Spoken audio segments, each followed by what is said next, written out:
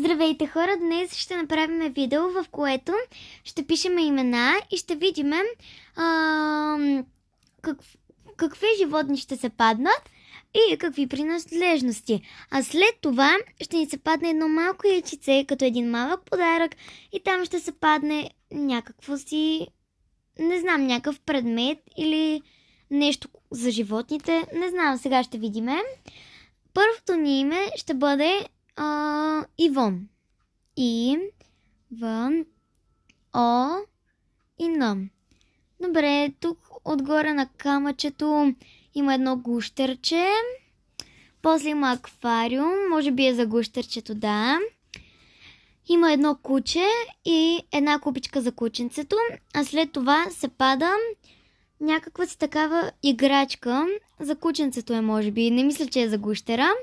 Но добре, нека преминаваме към следващото име. И то ще бъде Габриела. Г, А, Б, Р, И, Е, Л, А. Добре. На Габриела се пада малко хамстърче, което си има малка клетчица. Има куче и котка.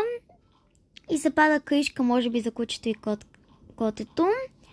И от малкото подаръче, яйчицето, се пада малко мишленце с листо. Да, с листо. Нека преминаваме към следващото име.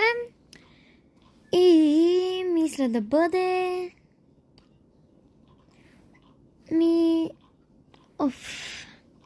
Кое да бъде? Добре, нека е моето име, Никол.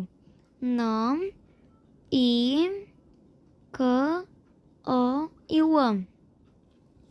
Добре, пада се хамстер, клетка за хамстера, много ясно.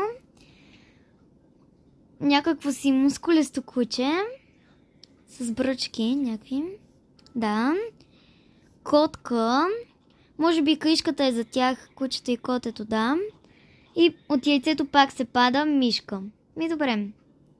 Щом така се решили, мишка, добре. Добре, хора. Моля ви, харесайте това видео. Пишете в коментарите, ако изобщо има коментари в това видео, пишете кои имена в следващото видео искате да напишем и да видиме. И моля ви се, абонирайте се за моя канал и до нови срещи!